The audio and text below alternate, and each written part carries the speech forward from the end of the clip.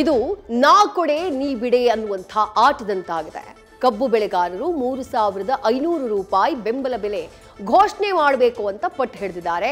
ಆದರೆ ರಾಜ್ಯ ಸರ್ಕಾರ ಮಾತ್ರ ಜಗ್ತಾನೂ ಇಲ್ಲ, ಬಗ್ತಾನೂ ಇಲ್ಲ. ಸಂಧಾನಕ್ಕೆ ರೈತರೂ ಬಗ್ತಿಲ್ಲ. ಇವತ್ತು ಸಂಜೆಯ ಡೆಡ್ಲೈನ್ ನೀಡಿದ್ದಂಥ ರೈತರು ನಾಳೆಯಿಂದ ಉಗ್ರ ಹೋರಾಟದ ಎಚ್ಚರಿಕೆಯನ್ನ ಕೊಟ್ಟಿದ್ರು. ರೈತರ ಆಕ್ರೋಶ ಭುಗಿಲೆದ್ದ ಬೆನ್ನಲ್ಲೇ ಕ್ಯಾಬಿನೆಟ್ ಸಭೆಯನ್ನ ಮಾಡಿರುವಂತಹ ಸಿಎಂ ಸಿದ್ದರಾಮಯ್ಯ ನಾಳೆ ಸಕ್ಕರೆ ಕಾರ್ಖಾನೆ ಮಾಲೀಕರ ಜೊತೆ ಸಭೆಗೆ ಸಮಯ ನಿಗದಿಪಡಿಸಿದ್ದಾರೆ. ಎಫ್ಆರ್ಪಿ ತೀರ್ಮಾನ ಮಾಡೋದು ಕೇಂದ್ರ ಸರ್ಕಾರ. ಕೇಂದ್ರ ಸರ್ಕಾರದ ಮೇಲೆ ಗೂಬೆ ಕೂರಿಸುವಂತ ಕೆಲಸ ಮಾಡ್ತಿದ್ದಾರೆ.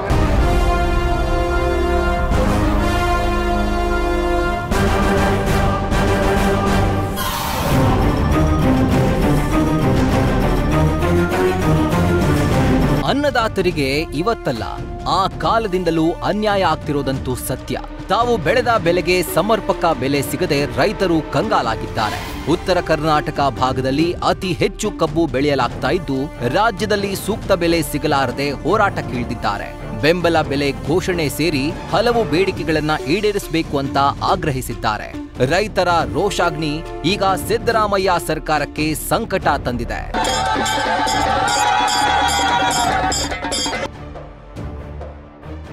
ದರ ನಿಗದಿ ಮಾಡಲು ಸಿಎಂಗೆ ಕ್ಯಾಬಿನೆಟ್ ಪರಮಾಧಿಕಾರ. ನಾಳೆ ಸಕ್ಕರೆ ಕಾರ್ಖಾನೆ ಮಾಲೀಕರ ಜೊತೆ ಸಿಎಂ ಸಿದ್ದು ಸಭೆ. ಉತ್ತರ ಕರ್ನಾಟಕದಲ್ಲಿ ನಡೀತಾ ಇರುವ ರೈತರ ಹಸಿರು ಕಹಳೆ ಸರ್ಕಾರದ ಬುಡಕ್ಕೆ ಬಿಸಿ ತಾಗುವಂತೆ ಮಾಡಿದೆ. ಬೆಳಗಾವಿ, ವಿಜಯಪುರ, ಬಾಗಲಕೋಟೆ ಭಾಗದ ರೈತರು ನಿರಂತರ 8 ದಿನಗಳಿಂದ ಪ್ರತಿಭಟನೆ ನಡೆಸ್ತಾ ಇದ್ದಾರೆ. ಪ್ರತಿ ಟನ್ ಕಬ್ಬಿಗೆ 3,500 ರೂಪಾಯಿ ದರ ನಿಗದಿಗೊಳಿಸಿ ಅಂತ ಬೇಡಿಕೆ ಇರಿಸಿದ್ದಾರೆ. ಇಂದು ರಾತ್ರಿ 8 ಗಂಟೆಯೊಳಗೆ ಬೆಲೆ ನಿಗದಿ ಮಾಡುವಂತೆ ಗಡುವು ನೀಡಿದ್ದಾರೆ. ಸಕ್ಕರೆ ಕಾರ್ಖಾನೆ ಮಾಲೀಕರ ಜೊತೆಗೆ ಸಭೆ ನಡೆಸಿ ತೀರ್ಮಾನ ಕೈಗೊಳ್ಳಬೇಕು. ಸಕ್ಕರೆ ಕಾರ್ಖಾನೆಯವರು ದರ ಕೊಡದೇ ಇದ್ರೆ ಸರ್ಕಾರವೇ ಭರಿಸುವಂತೆ ರೈತರು ಬೇಡಿಕೆ ಇರಿಸಿದ್ದಾರೆ. ಒಂದು ವೇಳೆ ಸರ್ಕಾರ ರೈತರ ಬೇಡಿಕೆಗಳಿಗೆ ಅಸ್ತು ಅಂದೇ ಇದ್ರೆ ನಾಳೆಯಿಂದ ರಾಷ್ಟ್ರೀಯ ಹೆದ್ದಾರಿಗಳನ್ನ ಬಂದ್ ಮಾಡಿ ತೀವ್ರ ಹೋರಾಟದ ಎಚ್ಚರಿಕೆ ನೀಡಿದ್ದಾರೆ. ರೈತರ ರೋಷಾವೇಶ ತೀವ್ರಗೊಂಡ ಹಿನ್ನೆಲೆಯಲ್ಲಿ ಇವತ್ತು ಸಿಎಂ ಸಿದ್ದರಾಮಯ್ಯ ಸಚಿವ ಸಂಪುಟ ಸಭೆ ನಡೆಸಿದ್ದಾರೆ. ಸಂಪುಟ ಸಚಿವರ ಜೊತೆ ಕಬ್ಬಿಗೆ ಬೆಂಬಲ ಬೆಲೆ ಸೇರಿ ರೈತರ ಬೇಡಿಕೆಗಳ ಕುರಿತು ಚರ್ಚೆ ನಡೆಸಿದ್ದಾರೆ. ನಾಳೆ ಸಕ್ಕರೆ ಕಾರ್ಖಾನೆ ಮಾಲೀಕರ ಜೊತೆಗೂ ಸಭೆ ನಿಗದಿಪಡಿಸಿದ್ದಾರೆ. ಸಚಿವ ಸಂಪುಟ ಸಭೆ ಬಳಿಕ ಸುದ್ದಿಗೋಷ್ಠಿ ನಡೆಸಿದ ಸಿಎಂ ಸಿದ್ದರಾಮಯ್ಯ ಸಕ್ಕರೆ ಬೆಲೆ ನಿಯಂತ್ರಣ ಹಾಗೂ ಎಫ್ಆರ್ಪಿ ಬೆಲೆ ನಿಗದಿ ಮಾಡುವುದು ಕೇಂದ್ರ ಸರ್ಕಾರ. ವಿಪಕ್ಷಗಳು ಜನರ ದಿಕ್ಕು ತಪ್ಪಿಸುವ ಕೆಲಸ ಮಾಡ್ತಿವೆ ಅಂತ ಕಿಡಿಕಾರಿದ್ದಾರೆ.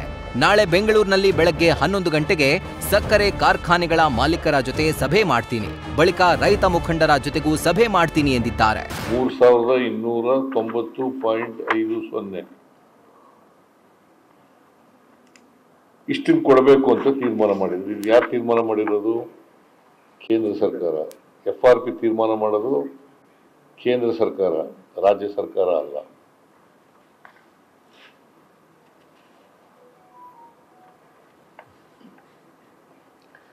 ನಾವು ಏನಪ್ಪ ಮಾಡೋದು, ರಾಜ್ಯ ಸರ್ಕಾರ ಏನ್ ಮಾಡೋದು ಅಂತಂದ್ರೆ ಅದನ್ನ ಇಂಪ್ಲಿಮೆಂಟ್ ಮಾಡ್ತಕ್ಕಂಥದ್ದು ನಾವು ಮಾಡೋದು. ಸಕ್ಕರೆ ಕಾರ್ಖಾನೆಗಳ ಮಾಲೀಕರುಗಳ ಜೊತೆ ಸಭೆ ನಡೆಸ್ತೀವಿ. ಅಲ್ಲಿ ಕೂಡ ರೈತರ ಪ್ರತಿಭಟನೆ ಬಗ್ಗೆ ಮತ್ತೆ ಎಫ್ಆರ್ಪಿ ಏನು ಅದಕ್ಕಿಂತ ಹೆಚ್ಚು ಕೊಡಬೇಕು ಅಂತ ಏನು ಕೇಳ್ತಾ ಇದ್ದಾರೆ ಅದ್ರ ಬಗ್ಗೆನೂ ಕೂಡ ಚರ್ಚೆ ಮಾಡ್ತೀವಿ. ಹಾವೇರಿ, ಬೆಳಗಾವಿ, ಬಾಗಲಕೋಟೆ, ಬಿಜಾಪುರ ಎಲ್ಲ ಇಡೀ ರಾಜ್ಯದ ರೈತರ ಮುಖಂಡರುಗಳ ಸಭೆ ಕರೆದಿಲ್ಲ. ಎಲ್ಲಿ ಚಳುವಳಿ ಪ್ರತಿಭಟನೆ ನಡೀತಾ ಇದೆ ರಾಜ್ಯದ ಮುಖಂಡರುಗಳನ್ನ, ರೈತ ಮುಖಂಡರುಗಳೇ ಸಭೆಯನ್ನ ಕರೆದಿರ್ತಕ್ಕಂಥ. ಅದ್ರ ಜೊತೆಗೆ ನಾಳೆನೆ ಪ್ರಧಾನಮಂತ್ರಿಗಳಿಗೆ ಪತ್ರ ಬರೀತಾ ಇದೆ.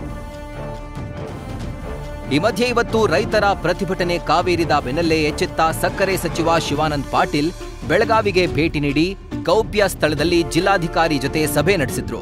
ಈ ನಡುವೆ ಸಿಎಂ ಸಿದ್ದರಾಮಯ್ಯ ಪ್ರತಿಭಟನಾ ಸ್ಥಳಕ್ಕೆ ಹೋಗುವಂತ ಸಲಹೆ ನೀಡಿದ್ದು, ಕೊನೆಗೂ ಸಚಿವ ಶಿವಾನಂದ ಪಾಟೀಲ್ ಪ್ರತಿಭಟನಾ ಸ್ಥಳಕ್ಕೆ ಭೇಟಿ ನೀಡಿದ್ರು.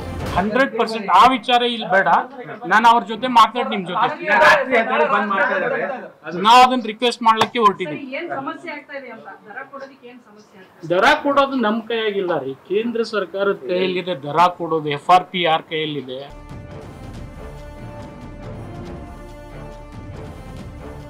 ಕಬ್ಬು ಬೆಳೆಗಾರರ ಬೇಡಿಕೆಗಳಿಗೆ ಸ್ಪಂದಿಸದ ರಾಜ್ಯ ಸರ್ಕಾರದ ವಿರುದ್ಧ ಬಿಜೆಪಿ ರಾಜ್ಯಾಧ್ಯಕ್ಷ BY ವಿಜೇಂದ್ರ ಕಿಡಿಕಾರಿದ್ದಾರೆ. ಮಹಾರಾಷ್ಟ್ರದಲ್ಲಿ ಬೆಂಬಲ ನೀಡಿದ್ದು ಅದನ್ನು ನೀಡ್ತಾ ಇಲ್ಲ, ಸುಮ್ಮನೆ ಕೇಂದ್ರದತ್ತ ಬೊಟ್ಟು ಮಾಡ್ತಿದ್ದಾರೆ ಅಂತ ಆಕ್ರೋಶ ಹೊರಹಾಕಿದ್ದಾರೆ. ಆಡಳಿತದಲ್ಲಿ ಸಂಪೂರ್ಣವಾಗಿ ಕುಸಿದು ಹೊತ್ತು ಬಡವರ ರೈತರ ಬಗ್ಗೆ ಕಾಳಜಿಯನ್ನು ಮಾಡದೇ ಇರ್ತಕ್ಕಂಥ ಸಂದರ್ಭದಲ್ಲಿ ನೀವು ಮುಖ್ಯಮಂತ್ರಿ ಕುರ್ಚಿ ಮುಖ್ಯಮಂತ್ರಿನ ಬೀಳಿಸ್ತಿರೋ ಮತ್ತೊಬ್ಬರು ಆಗ್ತಿರೋ ಅದು ನಿಮ್ಗೆ ಅವಶ್ಯಕತೆ ಇಲ್ಲ. ಇವತ್ತು ಕಬ್ಬು ಬೆಳೆಗಾರರ ವಿಚಾರ ಏನಿದೆ ಇದನ್ನ ಆದ್ಯತೆ ಮೇರೆಗೆ ಇವತ್ತು ನಾಳೆನೆ ಪರಿಹಾರ ಕಂಡುಕೊಳ್ತಕ್ಕಂಥ ಕೆಲಸ ಮಾಡಬೇಕು. ಮಾನ್ಯ DK ಶಿವಕುಮಾರ್ ಅವರಾಗಲಿ ಸಿದ್ದರಾಮಯ್ಯ ಆಗಲಿ ಬಿಹಾರ್ ಚುನಾವಣೆ ನಮ್ಮ ನಾಯಕರುಗಳು ನೋಡ್ಕೊಳ್ತಾರೆ.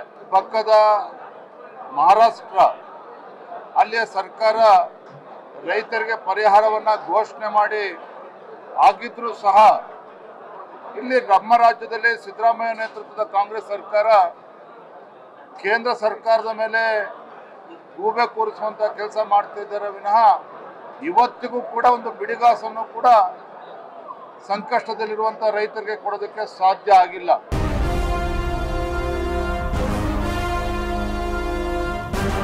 ಒಟ್ಟಾರೆ ನಾಳೆ ಸಿಎಂ ಸಿದ್ದರಾಮಯ್ಯ ಸಕ್ಕರೆ ಕಾರ್ಖಾನೆಗಳ ಮಾಲೀಕರ ಜೊತೆ ಸಭೆ ನಡೆಸಿ ಬೆಲೆ ನಿಗದಿ ಬಗ್ಗೆ ತೀರ್ಮಾನ ಮಾಡ್ತೀವಿ ಅಂತ ಹೇಳಿದ್ದು ಹಗ್ಗ ಹರಿಯುತ್ತಾ ಕೋಲು ಮುರಿಯುತ್ತಾ ಕಾದ್ ನೋಡ್ಬೇಕಿದೆ. Harish Kakol, political bureau, news first. News first ನಿರ್ಭೀತಿಯಿಂದ ನಿಮ್ಮ ಪರವಾಗಿ.